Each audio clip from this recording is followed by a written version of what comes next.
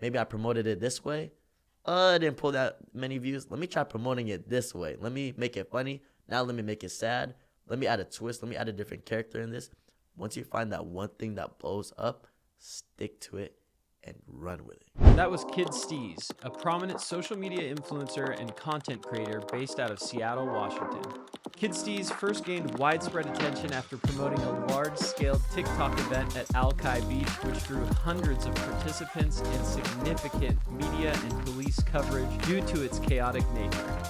Let's dive into his journey and insights on social media and content creation. Welcome to the Iron Mind Podcast. Join me, Josh Brumley, as we explore the minds of those who forged their paths through legal battles, business triumphs, and creative conquests. We uncover the stories behind their iron wills and innovative minds. Get ready for thought-provoking conversations, practical insights, and actionable advice. This is the Iron Mind Podcast.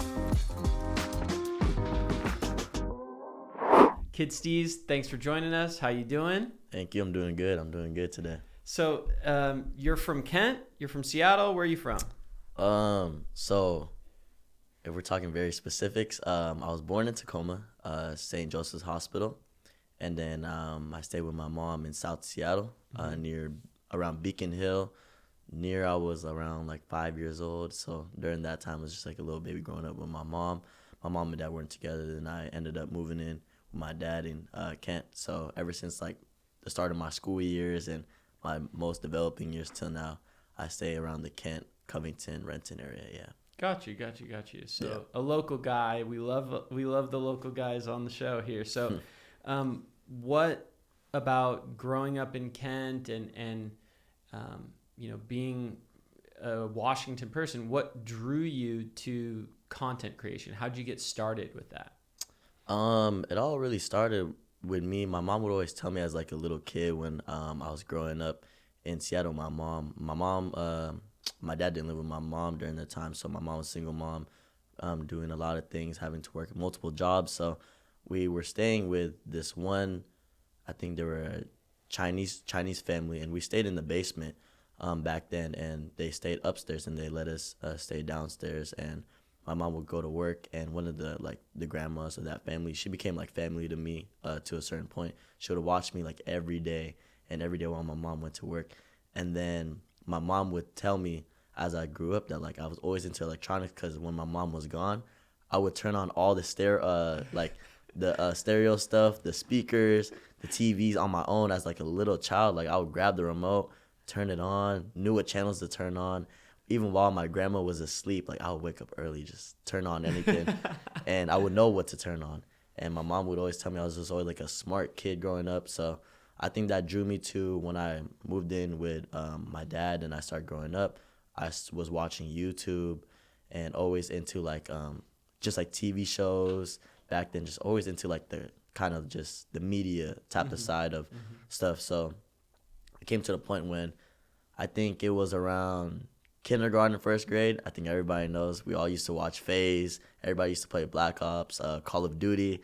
I was like, oh, I like playing games. I always watch those YouTubers. So that got me into YouTube and into the content creation. I'm like, dang, I like friends that make YouTube videos and they have fun and they just make content and videos. And I would always just feel good as a kid, as a viewer watching it. So I always like thought to myself, okay, if I was a content creator myself and if I made content and people watch my content and they could feel a way after watching my content, whether I would bring a smile to their face or I can make people laugh or happy because of my videos, I want to do that too.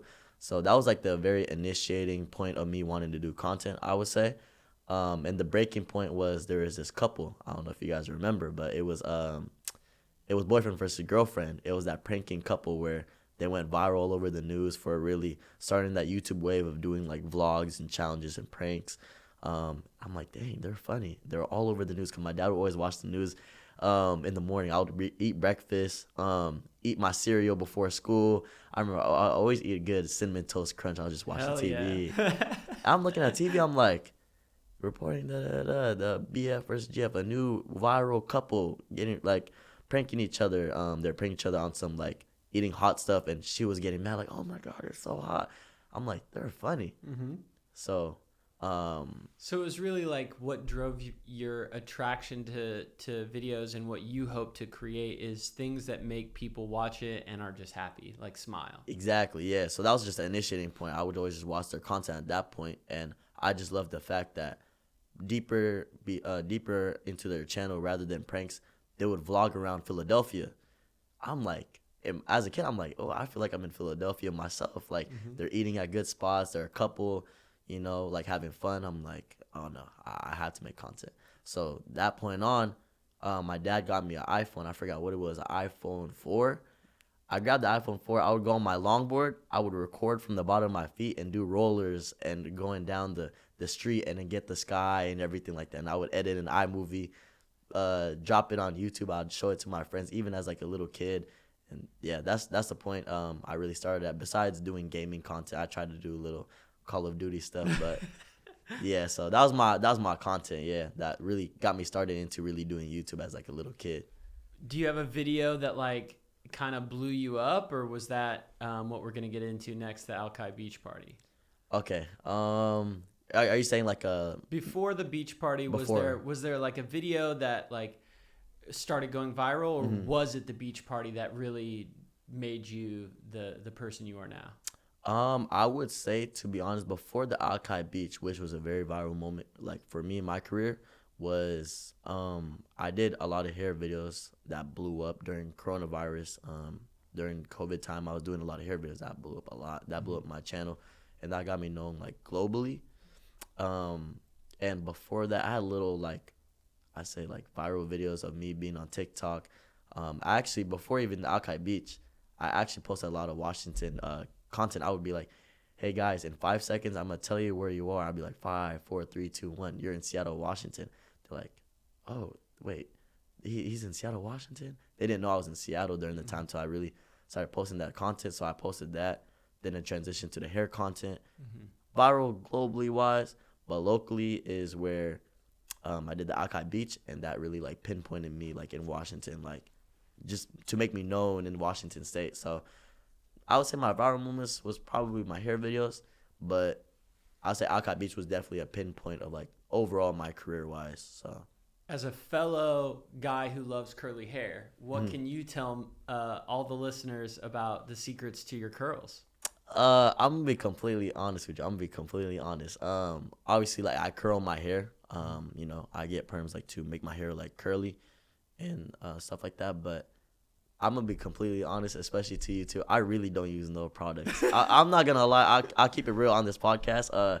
I milked a lot of videos where they're like, Steez, what products do you use? Your hair is so nice. I honestly wake up, I don't do nothing to it. If anything, I just wet my hair with a spray.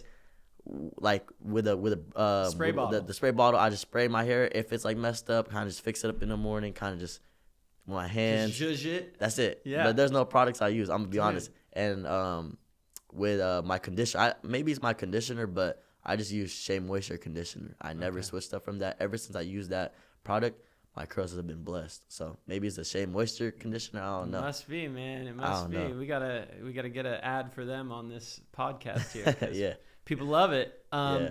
All right, so Alki Beach Party. For people who don't know what the Alki Beach Party, set the stage. When was it? What was it? Give us the scoop. It's so crazy. It's so crazy talking about this because I did it on accident. That's the crazy part. I didn't really care about making it viral because as a kid before Alki Beach, like I wasn't really an outgoing person. I'm gonna be honest. I'm like more of like a introvert, extrovert in a way. I could talk to people, but I wasn't used to a lot of people at once and everything. So the weekend before the Alki kickback, I was shooting a Silent Library YouTube video with one famous YouTuber that actually lives here. His name is Marcellus. He's a very big YouTuber. So we collabed, and that was the first time ever meeting up on a Saturday. Saturday night comes, I'm like, hey, can I just spend the night? All the bros were at his house. I never even met him, but it was so genuine vibes that like it's like we knew each other that day for a long time. Ended up spending the night.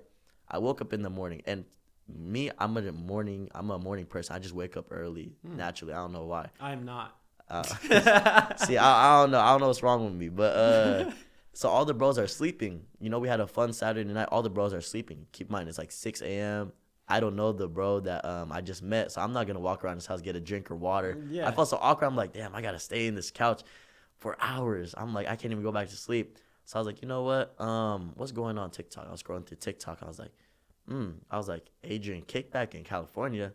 And I was during that time, I was a very troll on TikTok. I didn't care about my following. I had a big following, but I really didn't influence or realize my influence on TikTok. So I was always a troll. So I was like, you know what? Hey, let me bash on Cali. Let me bash on Adrian. Washington's going to do it bigger. So I was like, in my head, I'm like, let me just make a troll video. I was like, hey, guys, everybody come to Alki From the Beach. couch. You're like laying on Yes. this guy's couch, like trying not to be too loud while everyone's sleeping around you. Yes. And you're like, And the crazy part was the couch is big enough for my other bro sleeping on the other side. I caught him in the video. I zoomed into him. I was like just recording an audio, and I put text over it with a voice message, reading the text. I was like, hey, guys. I was like, fuck Adrian. Fuck California. Seattle's going to do it bigger. Next week, guys, Seattle, let's pop out. Let's make a big kickback at Alki Beach. I didn't expect it to be big. All my bros wake up around 10, 11-ish. I'm like, hey, guys, should I post this? They're like, yeah, post it. I'm thinking it was just a joke. I'm going to just post it, and I'm not expecting nothing too much. mm-hmm. I go home from his house. It's like 12 p.m., 1 p.m. I get calls from all my old friends. And keep in mind, during that time was COVID, so we were all inside. So friends I haven't talked to in a year calling me. Hey, Steez, my friends are all telling me about your kickback. Are you actually doing it? I'm like, hey, Steez, I'm getting like 5 calls. I'm like, I look at my TikTok. It's at like 70K in like an hour or two. I'm like, what the heck? Post all over Instagram. I'm like, what's happening? And then at that point, I wanted to troll even more. So from that point on, all my TikToks had a text bar that had Washington kickback. I could do anything on my TikTok as long as it said Washington kickback during that week. It was blowing up every time. Really? So I was like, you know what? Hey, let me just record anything. Hey, bros, come over to my house. I'm gonna just record a funny audio, and as long as I put Washington kickback, it's gonna blow up. Each day it was like 100K, 200K, 100K. And to the point where it came, I think it was the Friday or Saturday, the day of the kickback. And I accumulated almost 1 million views. It was going crazy. That day came. All my friends are asking, like, are you going to go? What's the word today? Because I didn't really say specific details. I just said, come to this day. I didn't even say no time or location. So everybody's saying, where are we meeting up, Steez? Where is it at? What time? I didn't say nothing. And I told myself, and I told my bros, like my close bros, I'm not going to go today. They're like, how you not gonna go to your own kickback? I'm like, I don't know, maybe I'm not gonna go. They're like, bro, you can't do that. You made this whole thing viral when you're not gonna go to your own kickback. I was like, you're right. I'll go. So they convinced you after 1 million views that you Yep. should still go to this event. yeah, and that shows you like I wasn't really an outside type of person. Like just me growing up, I was a very like outgoing person, and I was always cool with everybody just because I'm a cool person. I'm nice to everybody. I'm just cool with everybody. But I wasn't like during high school, I wasn't going to like the crazy high school parties or the assemblies or the famous, or not the famous, but the like Football games and all that. Football games, Yeah. the football players, they're, Yeah. I was always out the way and everything like that. Popular loner, basically. So that day came, ended up going to the Alki Beach. There was a lot of people scattered, but nobody really knew where to go. To the point where everybody was kind of coming up to me, oh, you're that TikTok guy, you're that TikTok. I was like, yeah, they kind of get a picture. And then to the point where I was like, okay, let's just stay here with a speaker and let's just like have fun. People do anything in the circle. We started a mini circle.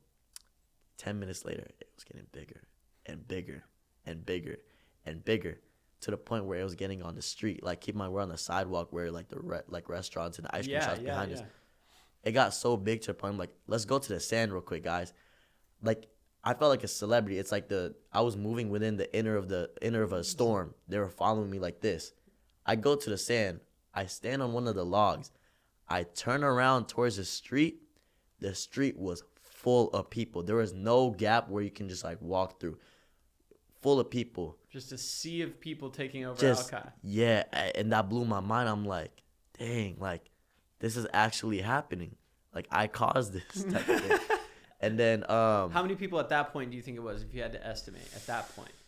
Like a good 2,000, 3,000. 2,000, 3,000 people. Just showing up because you made a video on your friend's couch. Let's have a kickback at Alki at some point on this day. Yep, that's the crazy part.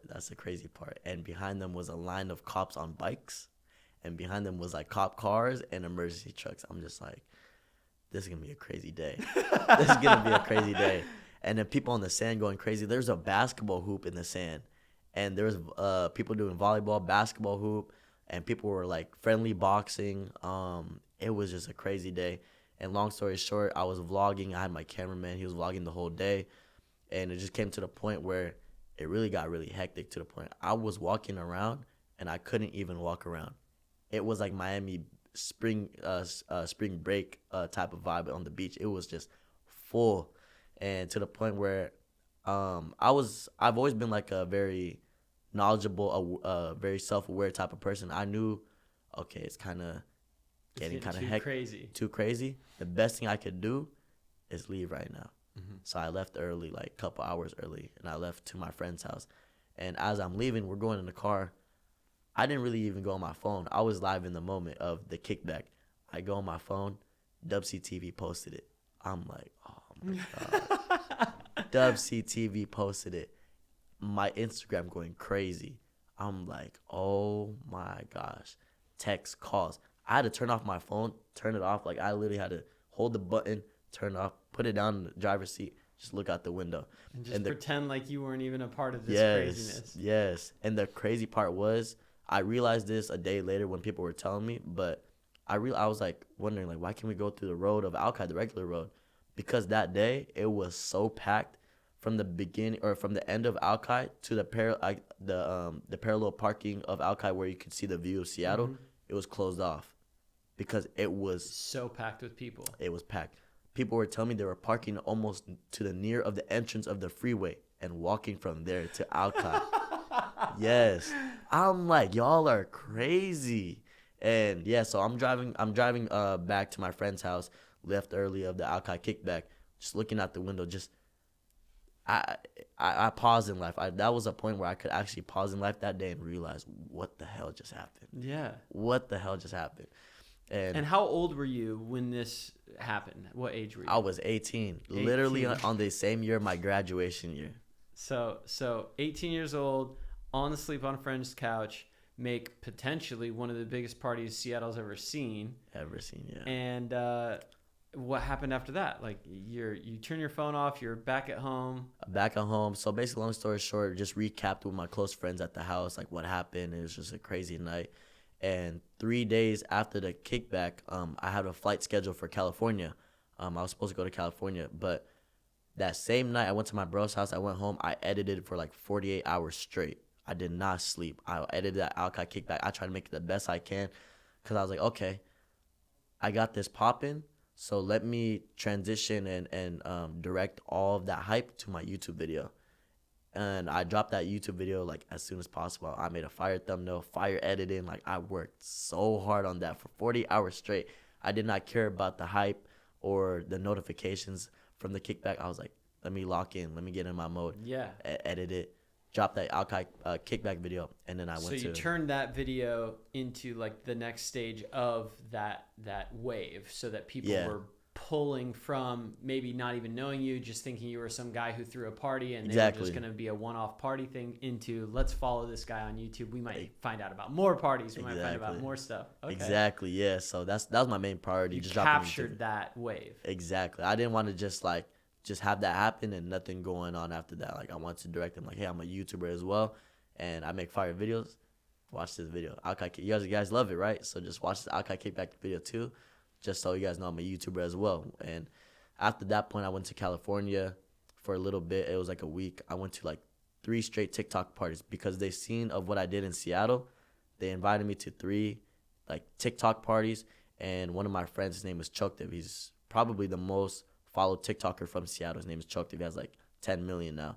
He invited me to like 3 straight TikTok parties where I met like Charlie D'Amelio, and all those famous guys. And it was just a crazy sequence because I just threw the biggest party in Seattle, and now I'm in California on the same turf of Agent when he did his kickback.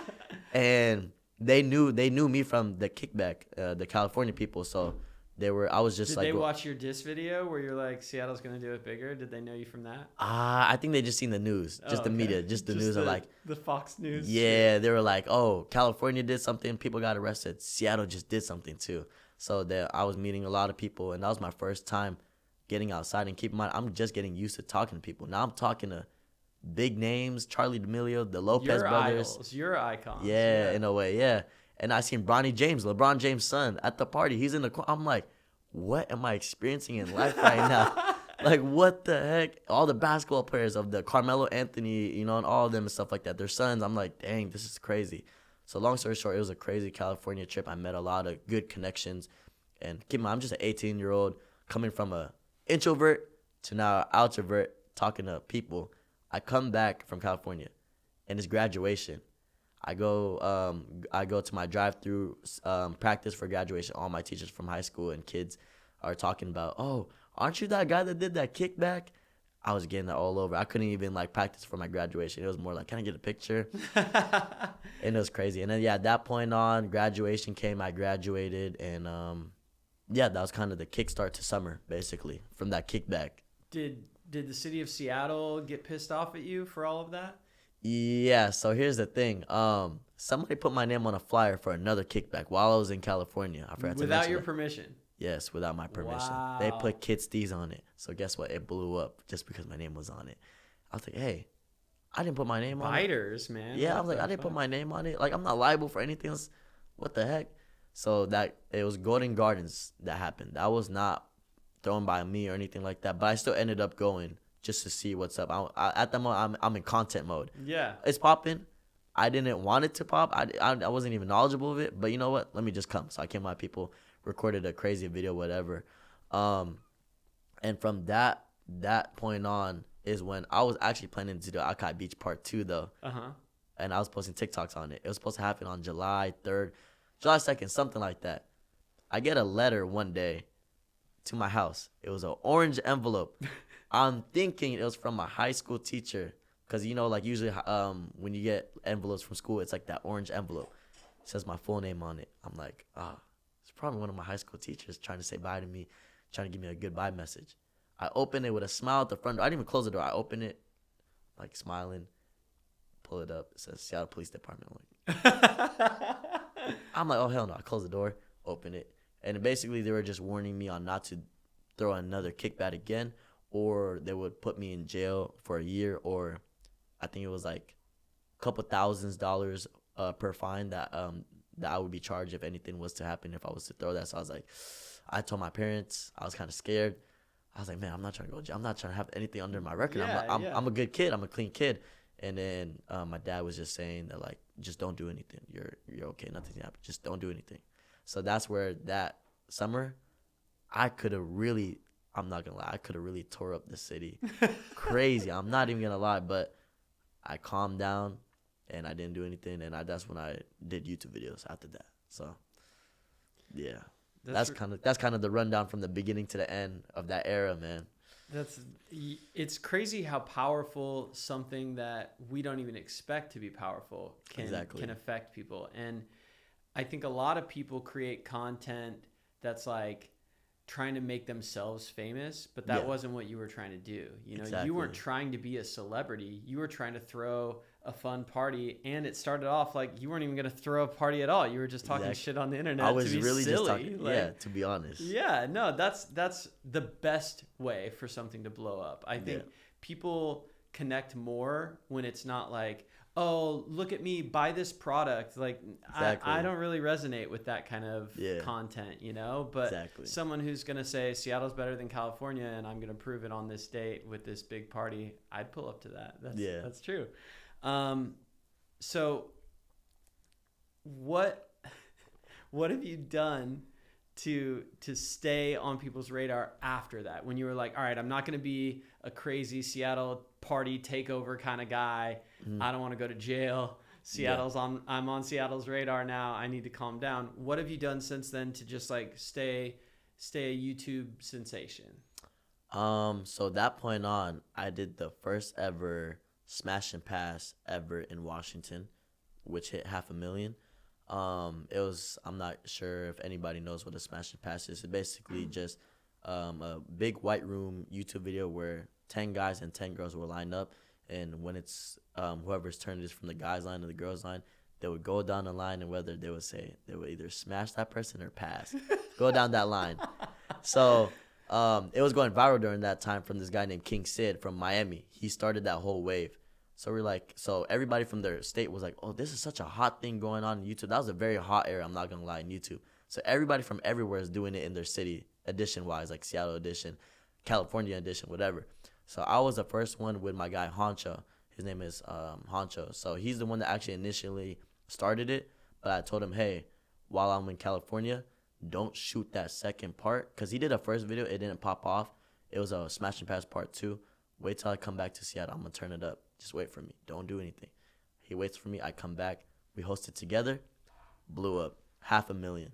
And from that point on, I did minor YouTube videos and stuff like that. I wasn't really pushing the gas on YouTube during that time. I'm not going to lie. I did kind of get comfortable, I would say, in a way. Kind of just living off of, like, locally known as the Alki kickback guy. So I was kind of just taking it a little bit ease on YouTube videos. The main videos I did was the Smash and Pass and a Spin the Wheel. And besides that, it was like little vlogs that I did when I could have done more, honestly, on YouTube. But I kind of got comfortable. Like I said, I got comfortable just of all the hype and the fame that I was getting during that time. People were hitting me up, big names in Seattle, like owners of businesses, trying to give me contracts to be a part of their team. And they were like, hey, I'll throw you this amount of money to be a part of us. You're hot right now. And I was getting knowledge from all my big bros and mentors, like, hey, don't sign any contract. I didn't have a manager during that time. Mm-hmm. And, yeah, just that was kind of just a rundown. After that, I did minor YouTube videos, TikToks, but I was kind of just living the life of, I guess, being a celebrity at that moment. Yeah, so. And so now do you have a manager and all that now? Do you have contracts with anyone now? I did sign contracts with sponsors that I did with my YouTube videos last year. The YouTube videos I did last year, I have sponsors that I signed contracts with. I have a manager when it comes to the party side and like the promotional events and stuff like that on that side of my career. But I don't have a manager when it comes to social media, my creative directing, and my media side of my career. I don't have no manager. That's just you. Yeah, all me. All you. Love it, man. Yeah. So if people are watching this, they have their own business, mm-hmm. they want to find the next wave, they want to go viral, they want to make content that's not just like Happy Father's Day, you know, yeah. Like that's just content for no reason. Yeah. No one cares that you're posting Happy Father's Day from your business page. Yeah. No one's going to buy your product or your service because you said Happy Father's Day. Yeah. That's just creating content to create content. That's not, no one yeah. cares. Yeah, yeah. Exactly. So like, what can you tell people who are interested in like standing out and being different? Like what could they do? Where could they learn? How could they learn from you and your experience to be present and real without it being like the same shit as everyone else? Yeah. I would say like right now we're in 2024 and if anything, content and anything in life is getting harder. It's getting saturated, right? So we're talking in content wise. With content creating, you need to have a reason for people to care about you. So it's like if you're a starting business, you're a starting YouTuber, I'm going to be honest, like dropping a vlog nowadays, people really don't care about what you do in your day. If you just started, you're a nobody, and you're like, hey, I want to start YouTube. I'm going to drop a vlog with my friends. Unless there's a crazy twist in it, or you have a celebrity that you met in there, or something viral worthy. But if it's just you and your friends going to go get pizza, whatever, I'm going to be honest, 90% of the time, like, that's not going to blow up or get views because realistically, nobody cares about what you're doing. You need to have a demand. You know what I mean? Like, I think everything in life is like a demand and a supply, you know? So when it comes to content creating nowadays, you need to market yourself in a way of give a reason why for people to care about you. Why should somebody listen to your music? Why should someone buy your product? Why should someone care about your lifestyle? And you need to, I would say today's like game of social media, it would be like IG Reels or TikToks. TikToks is the biggest thing. I'm going to say that. I've been saying that for the last 3 years. TikToks is the million overnight type of like start, like you can just really just jumpstart your business and make millions starting overnight just because of TikTok. And TikTok, IG Reels, and short film content is definitely one of the biggest things in 2024 right now that I could say that could help boost your notoriety in your business or just your name general. You know what I mean? Because nowadays, all the kids, everybody's scrolling to TikTok and Instagram Reels and short film content. And if they find something catchy, they'll follow you. But you need to have a reason for people to like, okay, I follow him on TikTok. I see his short film content. Why am I going to keep following him? So I would say right now, in my opinion, and what's been going good for me is short film content. And obviously, you got to give a reason for people to care about you. So do something interesting in your IG Reels, or if you have the clothing brand, do a cool little like TikTok on something crazy that might happen. Let's say like I just did this yesterday with my friend. He has a clothing brand. He did a video where he was handing me his clothes. I was like, oh, that's fire. And I pretended to snatch it. I'm like, this is fire. I'm not waiting for the drop. I don't know when it's dropping. I snatched it and run away for the skit. And he was like, hey, come back here with my shirt. So little twists and stuff, you know what I mean, for people to be like, oh. Did he just steal that? Yeah. Did he just steal that? Like, you know what I mean? Because nowadays it's like there's like literally a million kids joining social media every day. There's a million people starting podcasts every day. There's a million YouTubers joining every day. There's a million clothing brand owners starting a clothing brand every day. But what's going to make you different in front of everybody?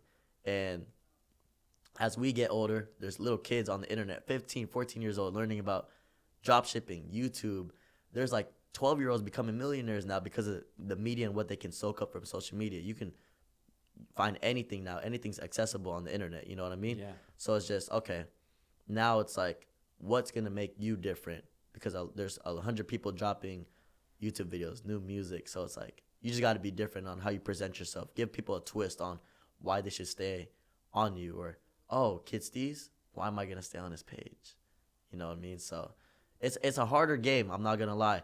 It was a much easier game during 2016 with YouTube and everything. But fast forward to now 2024, it's definitely hard to be presentable and be out there. Because now you got kids like Neon, Kai Cenat, big Twitch streamers that even have people that clip their content like in short form type of content, and they're even not even getting paid for it just because they're fans and supporters. They post it all over Instagram. Oh, Kai Cenat was just with Nicki Minaj, or Kai Cenat just got declined by Tyler, and it just goes viral. You know what I mean? So you're going against big competitors now in terms of short film content and standing out and being presentable towards your name and brand. So you just got to be presentable. You can't just be, oh yeah, I want to start, so let me just drop a vlog with my bros and hopefully it blows up. It's not gonna blow up. What about businesses who want to be more active? Like social media marketing and content creation, that's like a whole job. But if you are, I'm a lawyer, you know, I want to run a law firm. I want to be the best law firm I can be, but I want people to know my law firm exists. So being visible used to be, put a sign on the front of your building. People drive by. If they need your services, they'll come to you. Yeah. And now we're living in this digital age where like no one gives a shit if there's a sign on your building. They care about what your internet presence is. Exactly. And so many law firms have these Instagram pages that are like, Happy Father's Day, 1 like. And I'm like, man, this is almost like worse when I see this kind of content, because it makes me think no one gives a shit about this law firm. It's almost like a bad review, you know, like even your employees are not engaging with your firm's content. They don't even give a shit. Why would I? Yeah. So what can local businesses do to stand out? What can local business, like how can we collaborate with people who know social media better or can help create content for us? I would say it's crazy that you are mentioning this, because I did see a lot of TikToks on people that are in like the law field, in that field of law and that sort, a lot of lawyers and stuff like that. I saw an ad on TikTok. It wasn't really ad, it was content. A guy pretended to crash for a skit, and then transitioned to, hey, no, my bad. He got in a car crash, and then the girl, they were bickering at each other like, hey, you hit me first. And it transitioned to a lawyer saying, hey, if you're ever in this situation, it was like a cool edit. If you're ever in this situation, he was just talking about his business, and he said, if you ever need a call and you get in this situation, call this number and everything like that. So I would say kind of mesh with the new day of age of like today's game of like what's going viral in a way, maybe Twitch streaming or what's going viral on TikTok or Instagram Reels, kind of see what's going viral and kind of like mesh that type of content nowadays. I would say, in my opinion, even for people like me to see businesses like that or in other type of niches that's not, like you said, in the content creating type of field, I would say that would be my opinion. Kind of just see what's really going viral nowadays, especially with people like Kyson at what he's doing and everything. And I'm not saying you got to replicate 100%, but take its and bits of pieces of what's going viral and like, okay, either like Kyson at just or kind of put your own flavor on what other people are doing to make it part of a trend. Exactly, yeah. So I would say if I was like a owner or not owner, but a if business. you were Car Crash Call Josh on TikTok, what would you do? Car crash. I'll create content on a car crash, something funny that would be maybe similar to a niche of like what goes viral nowadays on TikTok on the content creating, and then kind of incorporate my own like juice and sauce of what I'm trying to really put out. So I would have like maybe a skit of a car crash or something like that, and then kind of incorporate my main message, but even make my main message funny, not be too serious, because like you said, sometimes you say, what were you saying? You're saying like Happy Father's Day or something. Yeah. It's just kind of like, I wouldn't say corny, but you know what I mean. It's kind of like corny. Yeah, it's corny. Yeah, corny. You know what I mean. So I didn't go on your social media page to be wished Happy Father's Day. That doesn't add a smile to my face. That doesn't tell me anything about your brand. That doesn't tell me anything about why you exist. There's no value in it. Exactly. Kind of just have a twist to it that will bring somebody to laugh or smile or kind of just to keep them intrigued and stuff like that. So the key to good social media content is to not be the same as everybody else. Not be the same as everybody else and have a twist to it, and kind of just do your research on your field. You know what I mean? What's going on? What's going viral? And not even just the content wise, how you market it. Me personally, I like to organically market. I don't like to do paid advertisements. But like I said, I have no knowledge in paid advertising. Maybe that's great as well. But when it comes to organically growing, see even what hashtags people are using just to push that out, and just see what other people are doing.